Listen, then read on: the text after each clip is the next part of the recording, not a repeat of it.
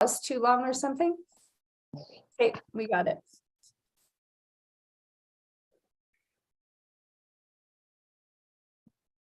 Just let me know when you see it on your YouTube. There we go. It's too long or something? All right. Good morning, everyone.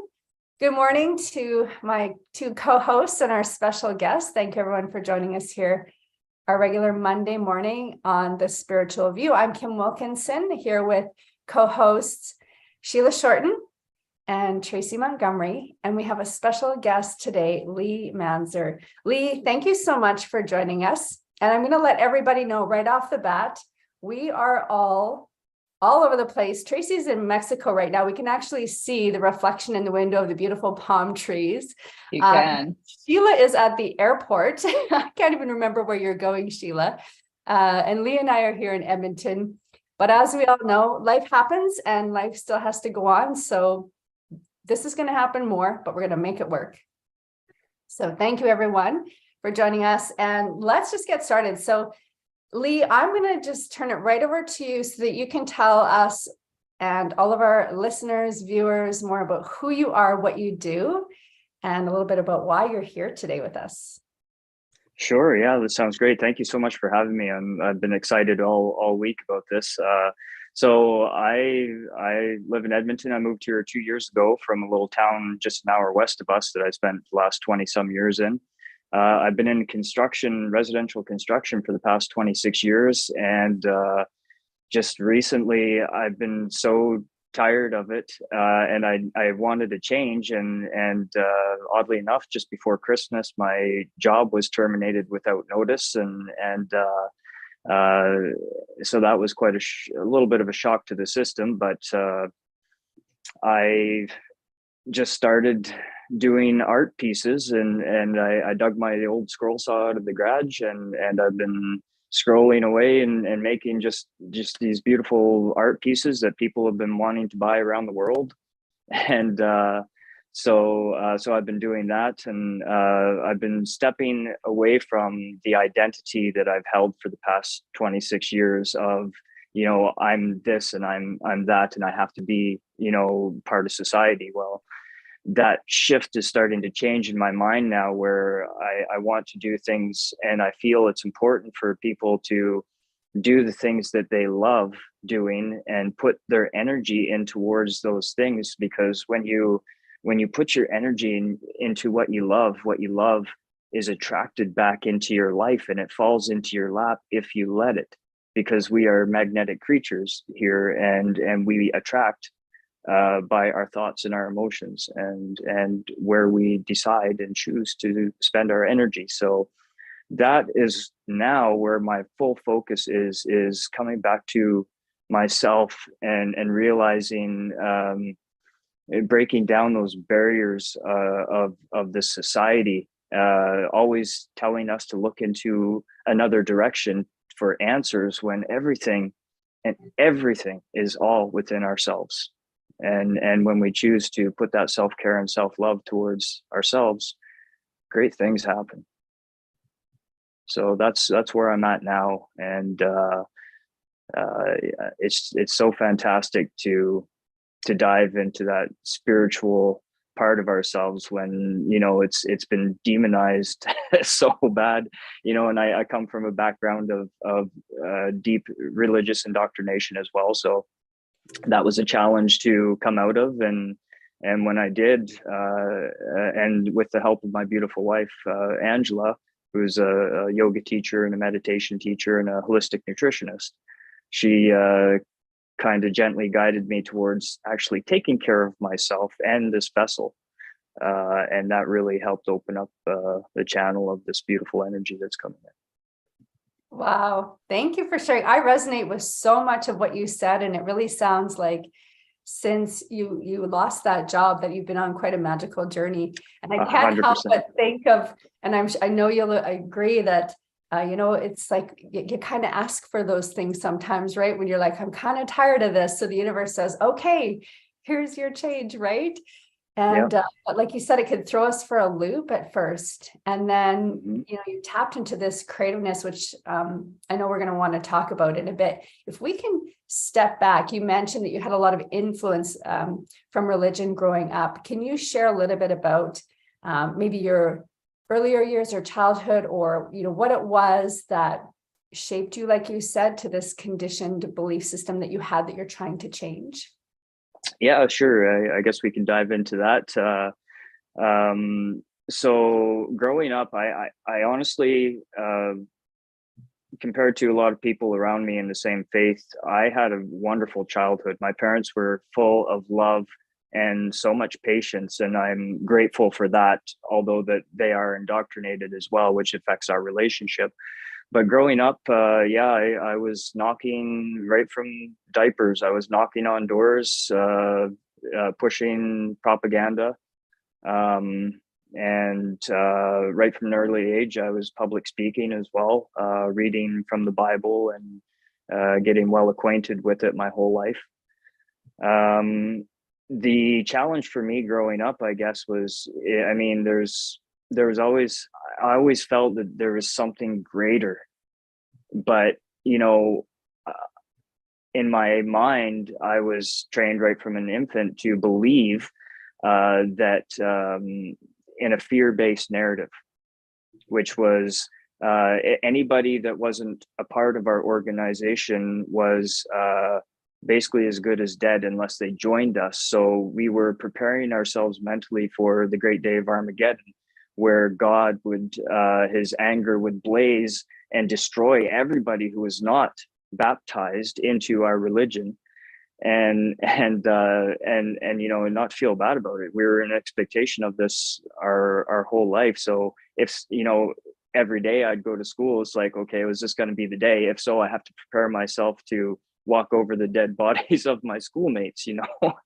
and so this is where my mind is. And also, if I it's really ingrained into us, if we have a thought process that's different from the narrative that and in their publications and their talks and stuff like that, if we would be made to feel guilty, that God would be angry at us, and there would be a chance that we wouldn't make it through this battle of Armageddon and into the new system, where it would be a paradise of only consisting of people of our faith that have been baptized into it.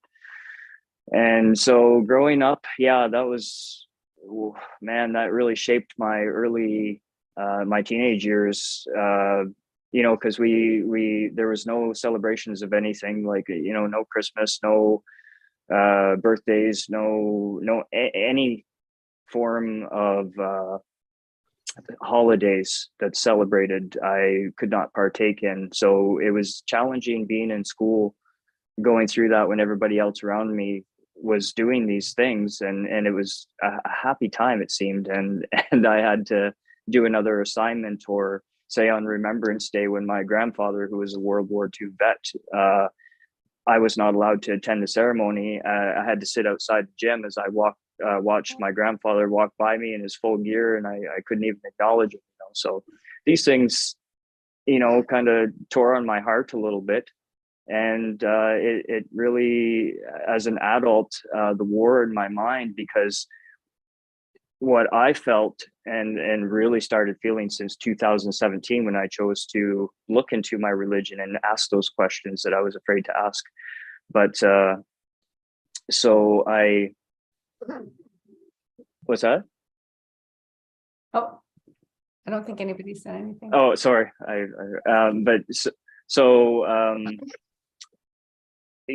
started to question, because I guess what I felt is, if I was taught that God is love, but then also on the other side of it, God is going to destroy all of these good people that I see around me, and I could not understand for the life of me why.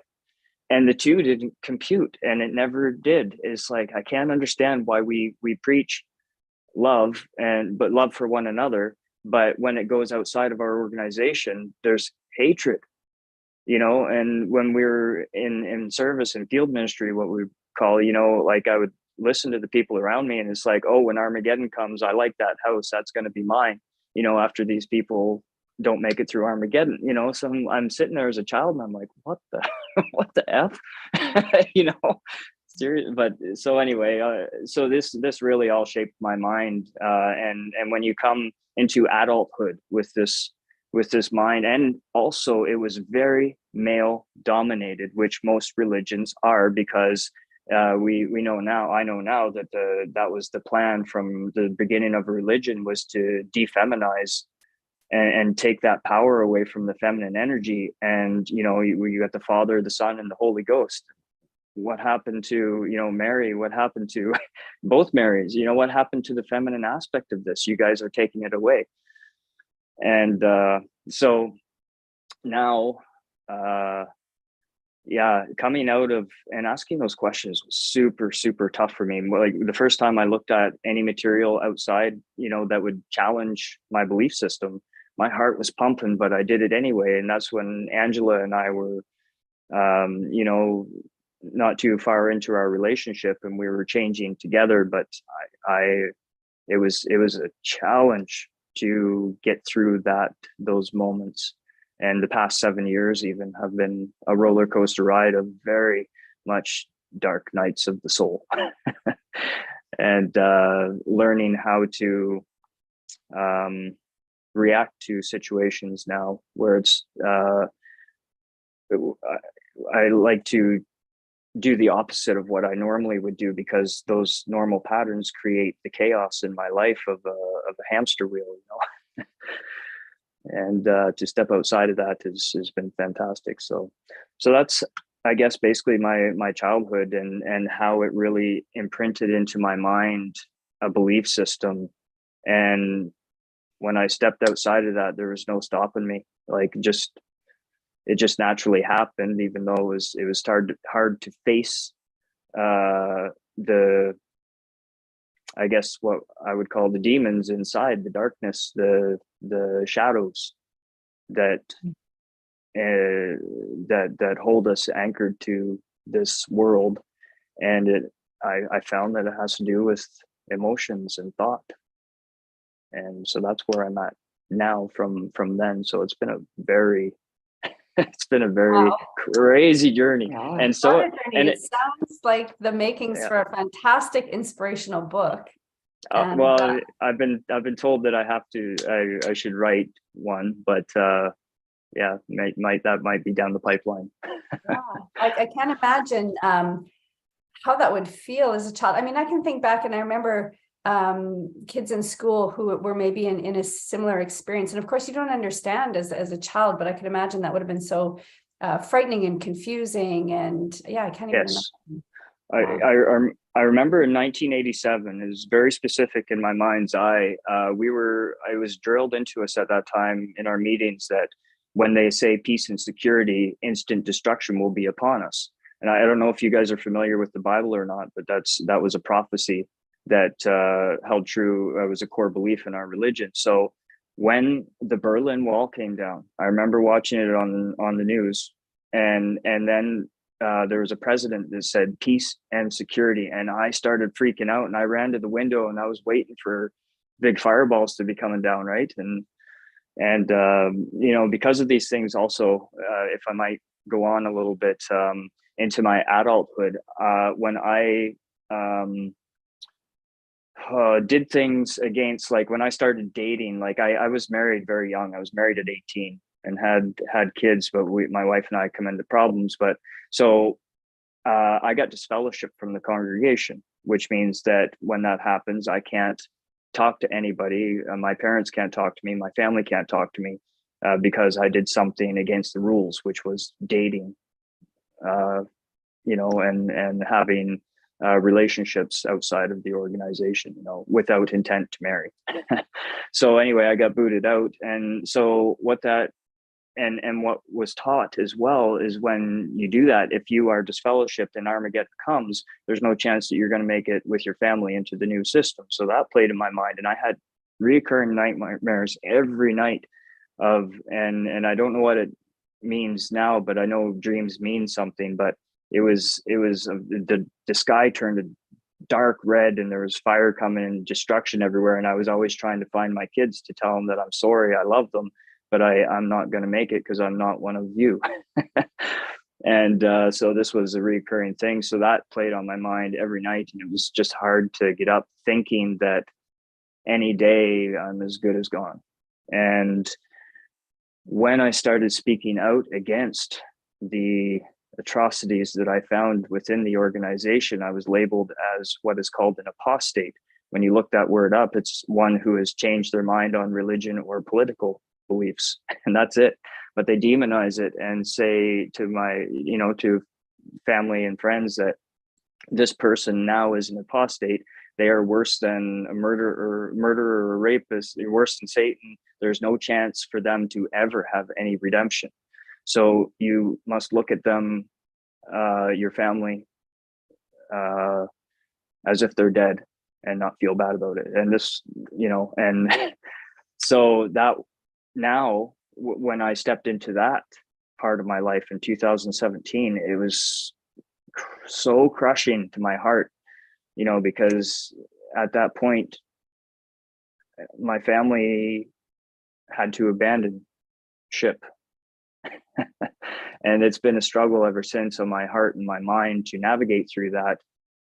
And thank goodness for the spiritual awakening, because now I understand the soul's journey, what it means and how we can navigate through it now, which has been such a lightened heart when you realize that life happens for you and not to you. And when you come to that gratitude, like in my opinion, I guess, before we drop into this physical experience, we're planning all of these things together as soul groups and for the lessons of a soul journey, for your soul's growth. And so in knowing this, that I chose these things and my parents and my family and the challenges that I put before myself so that I could grow, now I appreciate I can come to a place of gratitude, because if I put those things in place for me in this particular experience, then how could my heart not have gratitude all the time for the challenges that I've faced to bring me to this now moment where I understand that there's nothing but love and gratitude for everything that has ever happened, because it brings us to now where we have so much, I don't like to use the word hope, but we have a newfound outlook and perspective on actual reality and not just this physical existence. This is just a school that we are in, and to find our way back home. And in my opinion, home is where the heart is, and that's where we have to start. So beautifully said. What a magical transformation. I want to give my co-host a chance to ask some questions. Please, yes. First of all, I just want to say how fascinating your story is. And I'm so grateful for your willingness to share it, because I can imagine that also has been a process to kind of get through to get to that place. Right. Yeah. And as I'm listening to your story, one of the questions that pops up for me that I'm curious about is, was there a tipping point, let's say maybe, or a catalyst that kind of brought forward that realization that you needed to look at things differently, or perhaps, change your perspective? Or was there anything like that happened for you? Yes, 100%. And I remember it vividly. And it was in around 2017. And being that I was indoctrinated into a male dominated religion, I was naturally taught, I guess, without my knowledge, being a pretentious narcissist, right? And it's not that I was derogatory towards women, because I always held women in a high regard, but it was more, my actions and my ego, I guess, that would be in the way. So my wife, Angela, we were joking around and we were talking, and she called me a pretentious narcissist. And I'm like, what does that mean? And she's like, well, look it up. So I asked Siri, and she, she spelled it right out. And my eyes just I lost a pair of rose-colored glasses that day. It's like, holy shit. when I really thought about it, like I let it actually sink in, and I chose to react differently to it, and try to see it without judgment, in a different perspective, and if it was true or not. And what I found is that it was. So I'm like, wow, I got a lot of work to do. And so that's the very moment and the catalyst that really helped me to open my eyes to when somebody that I would normally perceive as criticizing me, but then I started taking it as constructive without judgment, and step outside of myself to look at any of my actions that are, you know,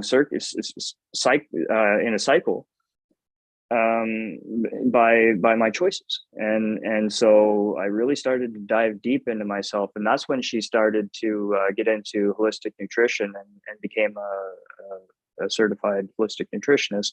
Then my diet started to change, you know, and so I started really taking care of myself, and then yoga came into it, and I really started taking interest in the philosophy of yoga and the lifestyle, not just the going to the studio and dropping some poses. It was more the mindset and the enlightenment of how to reach that point in your mind. And so that was the catalyst, was Angela. And she is my soulmate, and the one that I feel truly saved my life and What a opened my beautiful eyes. gift. Yeah. Beautiful soul contract, hey? Yes, very. Yeah, absolutely. Yeah, and ever since then, I'm able to not take offense to anything. You know, when somebody says something from their perspective, I mean, it's just a reflection of myself, and also too, if I'm looking at somebody and judging them, that means that I have some work to do, because if I'm judging somebody else, which is in reality a reflection of myself, then that is something that I need to look at myself about. You have great self-awareness. I think many of us can use that as a great reminder, and many can probably learn from that. Thank you. I hope Sheila, so. any questions? I feel like Sheila has a question or something to say. Hi, everyone. Yeah. So I'm really interested in your story. And the thing that's really coming up for me is this belief. And your beliefs were formed in one way, and my beliefs were formed in a different way. And a belief is just nothing more than something we keep thinking over and over and over. And it feels like we're in a time, in a space where we're giving the opportunity to notice that this is something that we've done as humans. That's And right. it's something that we have created to perhaps, but it's something that's happened in a way that hasn't been healthy for us. Yeah. And can you guys still hear me? Yeah. Yeah. My mic is fell. But yeah, so my question to you would be, how would you tell someone that has these strong beliefs? Obviously, you're amongst a lot of those people, your family members, that sort of thing. Is it something that you just walk away from, or is it something that you try to offer insight, or just offer the energy of love? I'm just curious to how you manage that when you're around others that have these strong beliefs.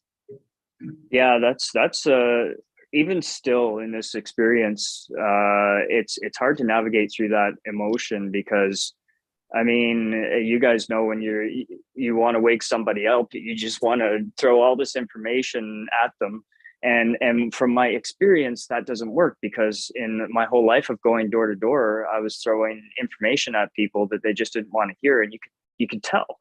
And so you have to move forward. If there's any communication with these people, you have to move forward in love and compassion, knowing that their eyes are blindfolded.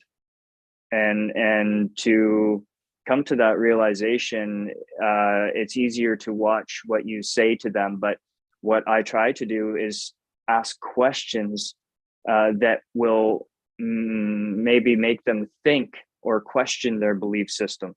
And it's questions that would challenge, but in a way, I guess that would be not to scare them away. Does this make sense? And yeah, so I guess what I try to do now is just ask questions, or maybe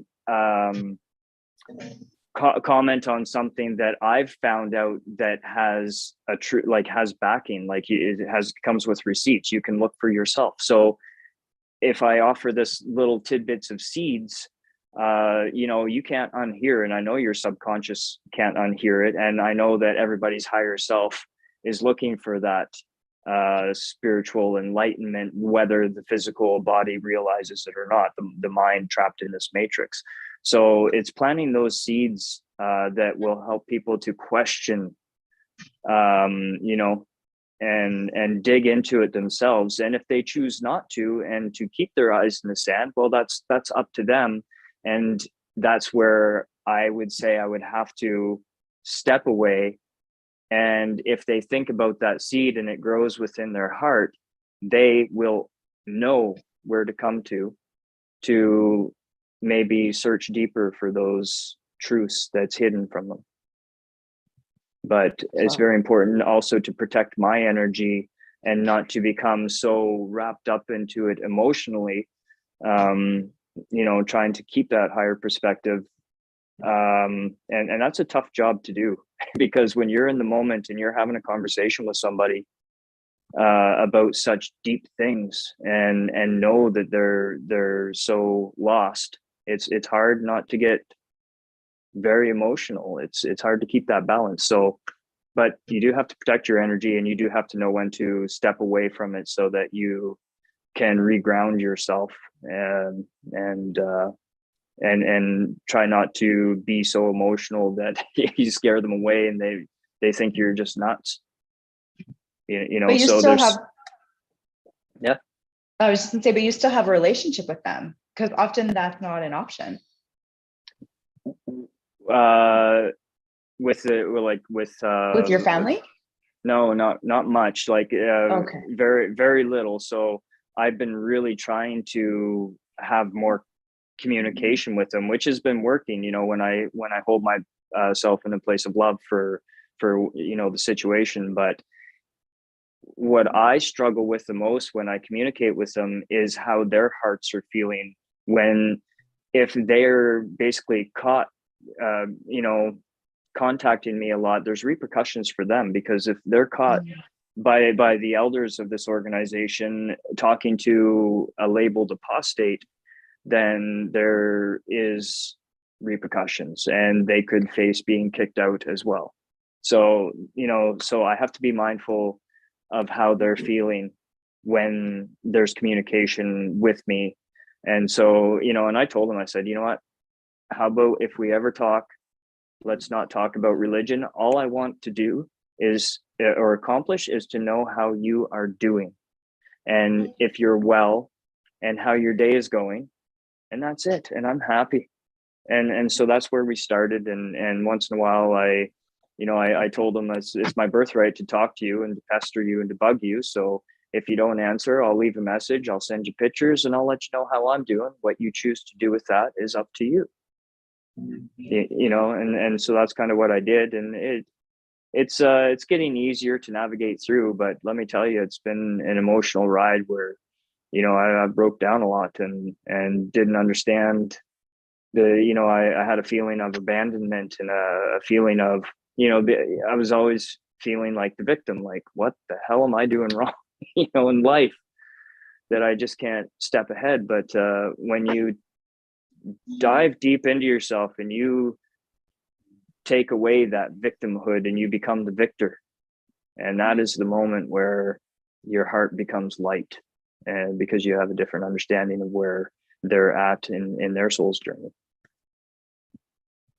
Sounds like a beautiful approach. I mean, we know there's no one right way or one answer to tackling a challenge or a problem, but it does sound like that really is the best way, a way that's coming from love. So good for you. Yeah. That's so inspiring. I want to kind of focus on, I guess, kind of two things. Your turning point. You shared kind of that pivotal moment, and I kind of have two questions. And one is the woodworking piece. I mean, you do some beautiful, beautiful work. Is this something that just came all of a sudden? Have you done this for years and it just is something that came out? So maybe we can have you speak to that first, and then we can. Yeah, sure. No, this is something that's absolutely new. I would never, ever consider myself an artist because I can't draw worth a crap. And, so, but one day, like, I guess I just saw a piece of pine that's been sitting in my entryway, and I'm like, I gotta do something. And I'm looking around me in our house, and there's so much inspiration around for it because, behind me, we have, this was my inspiration for the piece that I'm working on right now. But yeah, it just, I'm like, okay, so I drew an ohm with some petals on it, and I cut it out with my saw, and I'm like, hey, that's pretty cool. And I posted it on Facebook, and it's like, somebody wants to order something. And then I'm like, okay, what else can I do? And then that's when the creative juices start coming. And then I'm looking around me for inspiration, and I'm like, geez, I can do this. And then I started making more intricate pieces, and yeah, they just started go. Like, I've sent to Arizona, I'm sending one tomorrow to Philadelphia, or no, Pennsylvania, sorry, and a couple to California, and it's just took off. So, and I think you have a piece close by. Can you hold up and give us a little peek again? We've seen it. It's beautiful. So this is one piece. This is my third eye piece, which, like I said, I'm recreating that banner behind me in wood. See that? This is the solar plexus piece here.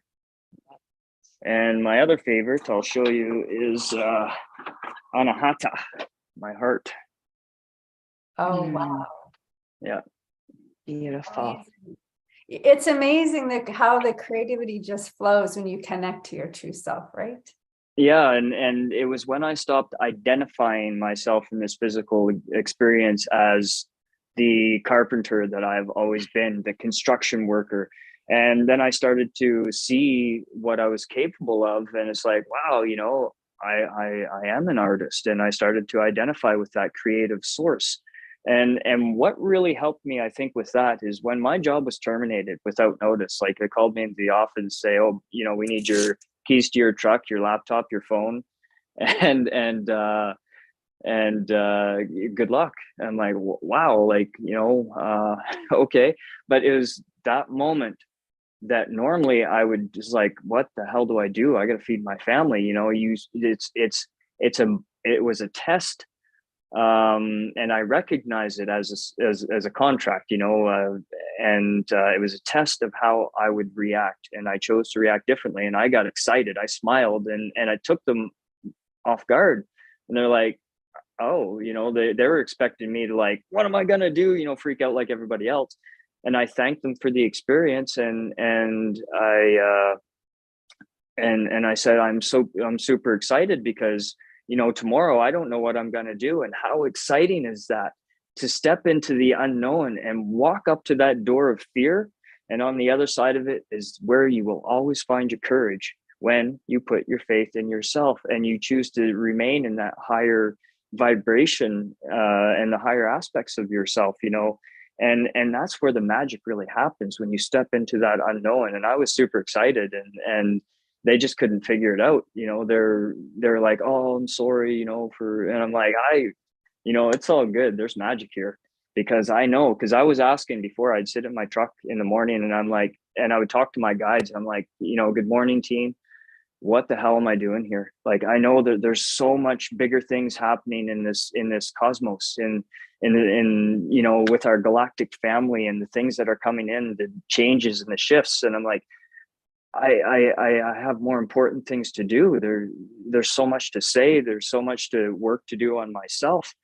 And I'm like, what am I doing in this hamster wheel, 9 to 5 bullcrap? And then, a couple weeks later, by the way, your job is terminated. I'm like, okay, I asked for this, let's go. And it has been a struggle financially, because I've been applying for jobs as well. But in the meantime, while waiting for phone calls, and I got nothing better to do than to spend my energy creating, because that's in my chakras. When we go into our chakra system, that is my source of energy. And when I'm in a state of creativity, my sacral is just just shining, and which fills my solar plexus, which is my sun, and it shines and radiates love into the world, and it'll find me. And I was also thank goodness for Sheila. She did a channel for me, and my guides told me to trust in myself and stop doubting myself. And it's getting easier and easier every day to step into that newfound power of this human experience, when you open your eyes up to who and actually what you are in this experience, and not just this body. Wow, Love that that. is so powerful. And I'm telling anybody who's listening to this, rewind that part and listen to it Yes. over and over and over, because that is the magic right there. Like, that is the greatest advice and wisdom. I have one quick question, then I'm going to let Sheila and Tracy ask some more. And you alluded to it a little bit, you know, since losing that job and kind of really diving in, because it sounds like that's what you've done to find yourself and be your authentic self. You've had some assistance from Sheila, which I know is powerful. Are there any other teachers? Have you been reading books or courses, or are you just finding that by connecting to yourself, you're just downloading everything that we already know? How is this all happening for you? Yeah, it's kind of just being downloaded. Like oddly enough, when I'm in the shower, that's my time. It's like I made a rule that, you know, leave your mind outside of this curtain and just let things come in. And that's when I get a lot of inspiration and thoughts, you know, especially for my writings. But I do read a lot of books. I'm also taking a course with Angela to become mediums in this integrated chakra therapy school that actually I think Sheila attended and graduated from. And so we are taking that together and working on energetic healing. We're doing sessions, healing groups with people, so that we can continue our practice working with those subtle energies and helping other people to offer them a different perspective in their journey, just to be that channel for them to contact their higher selves, to facilitate that healing and help them to realize that this power is within themselves to heal. But it all starts with the choice. And so that's so yeah, a lot of books, but a lot of things. I write a lot, and a lot of things come through those writings as well for me, and hopefully an inspiration to other people to, you know, direct their energy wisely. I know Tracy can relate to the whole shower thing. I saw her nodding her head. Yep. Yeah. Tracy, do you have any other questions? I do. Like, first, I just want to say, like, the story about losing your job, I feel is so powerful. And I hope that as many people hear this as, you know, as possible. Because I remember back even when I was a teacher, and like I was praying to leave like every day, and I ended up leaving in a way that I guess was out of my control, rather than it was my choice, but there was also an element of it not being my choice. And looking back, like, I wish that I had approached it more on the level that you did, because at that time, and this was over a decade ago, but at that time I was very much in that place of like, it was happening to me rather than it was happening for me. And I just feel like that's such a powerful shift in vibration and frequency when we can start to see that. And rather than going into that aspect of fear and, oh my God, what am I going to do? That level of trust and faith that it has the opportunity to bring forward, I feel is just so freaking powerful. So I love that story. And it makes me curious as well, it going along that same theme with trust and faith. I feel like a little birdie told me that you also do some channeling, perhaps? Yeah, I guess, and that's new for me too. This is like, because when I heard them called channeling, I'm like, well, I guess it is. But yeah, so I do write poems, and I have a little session on my Agape Studio page where I do channel poems, and I read them out loud, and I also post them on my page as well. But yes, I do. My pencil and my pen is my power, and that's where my true channel is, I believe. Awesome. And would you be open to sharing kind of how that comes through for you, because we've talked about that in bits and pieces throughout our different episodes, how things come through for us. And I feel like it's always powerful for people to hear that it's not just one way, right? That can happen in so many different ways. So what does that look like for you? Yeah, it's really about stepping aside, the ego to step aside in this body and opening up that channel. So it comes out to me just in words of poetry, and of words of what's actually happening in the world, but in a poetic way where people read it and it might open their eyes up to, wow, maybe there's something here to this, when it's talking about love and compassion and kindness, because really that's what we need in the world. So that's what my message is through my channeling, is a higher perspective of what we are going through right now, and kind of how we can navigate through it when we choose to face ourselves. And what I mean by that is, truly as a collective, in this collective consciousness, we have to realize that we are the problem and we gave our power away, but we are the solution. And that's basically what I try to get through in my channeling, is that we're the problem and the solution, because we are all one, but we have to do so. We have to go forward united, as opposed to the same old division, that's put upon us into our minds and our hearts. And I feel like we need to start getting away from that, because if we continue to do the same things over and over again, expecting different results, we all know is the definition of insanity. And truly, this world is insane, because we seem to think it's the right thing to do every time. And here we are in this big mess where it has become unsustainable. And the universe, our Mother Earth, the powers that's coming in where we are at now is just so super exciting, because there's change upon us. And in my channeling, that's what I hope to open people's eyes up to, is that you guys got to stop looking in the school books and start looking in your hearts. The information is all right here. Beautiful. I love that. Sheila, any questions? I just want to say that I have to tell you, I had a huge plan of how I was going to make this work this morning, go to the airport. Everything was going to work out perfectly. I had it all lined up and nothing worked out. The kiosk doesn't work. You can't, there's the huge lineup, etc. So my plan didn't work. And so when I landed here with you guys on this YouTube video, my energy was still back there. I was still annoyed with the airline because their kiosk didn't work. And I was still in a space of, I was in a space of control. And after I sat and listened, it was like my heart opened up, my energy changed, I shifted.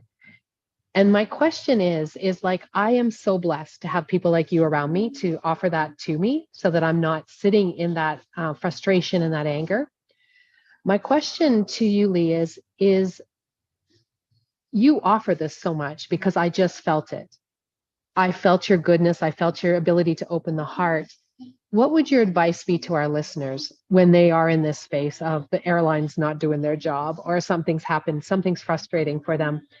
I'm very blessed that I had to drop right in here, and I found my way back very quickly. But sometimes it's not that easy to find our way back quickly. What do you think the resistance is to that change, or how would you comment to something like that?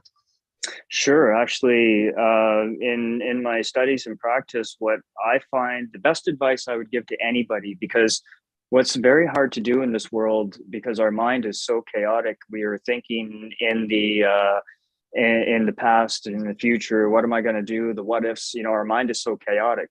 So my practice to anybody out there who thinks that they can't meditate, that is, I believe, when somebody says the word can't or it's impossible, I just cringe, because if you break down that word impossible, it's I'm possible.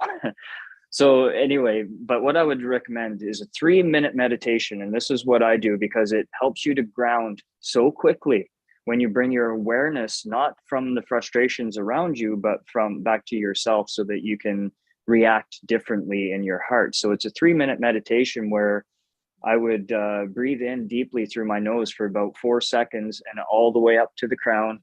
And then I would hold it And then when I let the breath, and as you do that, you breathe in, your belly fills. And then when you exhale a little bit longer for 6 to 8 seconds, and you suck your stomach back into your spinal cord, which presses on your vagus nerve, which calms the nervous system naturally through your breath. And you bring your awareness to your breath.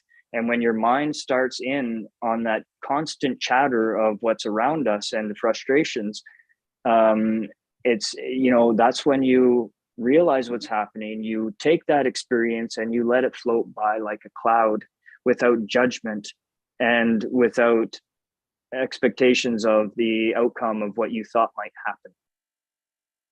And when you're bringing yourself back to your awareness of your breath, and that's all you think about, you close off those wires that are firing when you can bring your awareness to your breath. And then what that allows is you to attach yourself to the unified field where all this information is and where that calmness is, and you can sit in silence.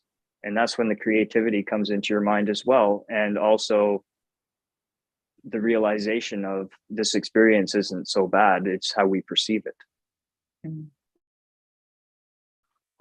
Beautiful. Yeah. I really appreciate that information, and I really appreciate just being reminded of that. And I am grateful for the space that you've provided for me, and I'm sure for our listeners and anyone that was able to hear your message today. I'm very grateful. Awesome. I appreciate that. Thank you. I do believe you shared so much wisdom and so many probably new perspectives for a lot of people. I mean, I know a lot of what you shared resonates with me so much, and I'm sure with Tracy and Sheila as well. But I know, as you mentioned too, there's a lot of people on this planet that they're stuck or they're really deep into those belief systems, which we were all a part of at some point, right? And you only know what you know. And when you know better, you do better, or, life becomes better. And you shared so many great stories and so many, honestly, tips and tricks that I think will help people out. So I really want to encourage those of you that are watching or joining us live or in the Facebook group, come back to this. Leigh, I don't know if you can relate to this. I know Tracy, Sheila, we've talked about this, as we do dive into our spiritual journey and we learn and grow. I always find sometimes we can come back to something, whether it be a book or a podcast or a video, and you come back after you've grown a bit and you take even more out of it. And I feel like so much of what you shared here is something that can create that experience where people can keep coming back and keep coming back. And it's going to make more and more sense every time people listen to this. Thank you so much. You are a gift. We just met for the first time today, and I'm excited to have a new friend and to learn more about you as we continue on our journeys. And maybe we'll have you back here again. I would love to. Any final words of wisdom or anything you want to share, Leigh? You know what? If you mind, I might take a minute and a half and read one of my poems that's relevant for today, because if people change their perspective and realize that we're in a turn of a new age, and this is to hope to realize that we have to step into unity consciousness. And so this one is, do you mind if I read the short one? Please. Okay, so this one's called Turn of an Age, and this is where we are at now. I just wrote this one not too long ago. Says, here I find myself yet again to face what we have become. The choice that is now upon the table is that of fear or love. The choice you choose, your heart will know of which thought to partake. Chosen wisely, the old will fall with all its fear and hate, falling away with its desire that no longer has a place upon the earth, within our hearts, or in any time and space. Now is the time in which to stand in the light that love does shine, allowing its brightness overtake the shadows that have overtaken the mind. A new beginning, a new horizon, a new age has begun. The heavy hearts will lighten their load when they choose to surrender to love. Let go of anger, let go of hate, for in love they do not belong. They've kept us divided, beaten and battered in sickness for far too long. Look to the one who with her bears the element that brings us life. She bears her water to cleanse the earth of all our pain and strife. Now, the time is now. We can choose a world that love is allowed to prevail, for it believes all things, endures all things. It is love that never fails. Love that. Thank you for sharing that. And if you're willing to share a written copy, if you could send it, we would love to post it in the group and share to all our pages. I think that's something we could go back to again over and over as such a good reminder and a light, right, to keep us going down the path that we really are meant to go down. Cool.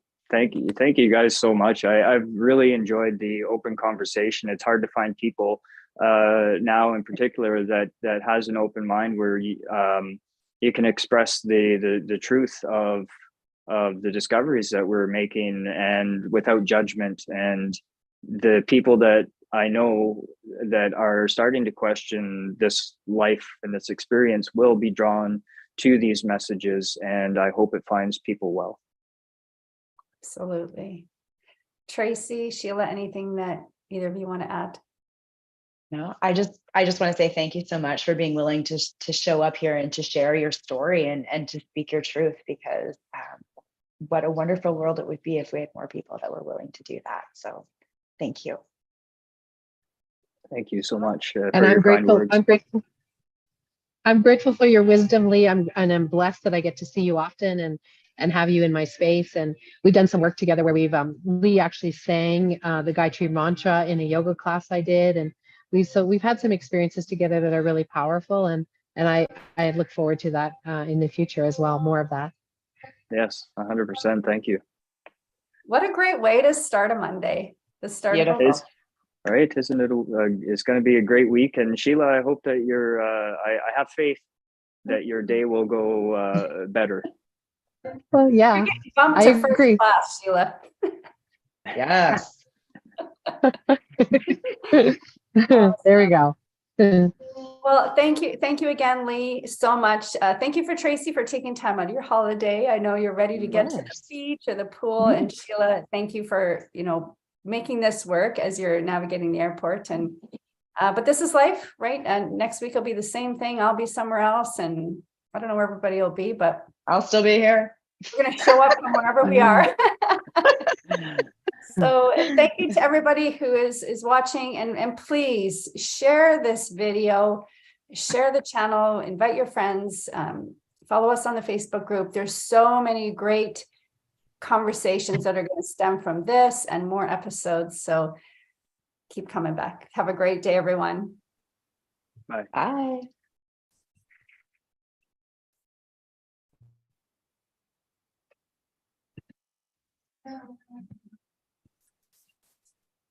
Okay, wow.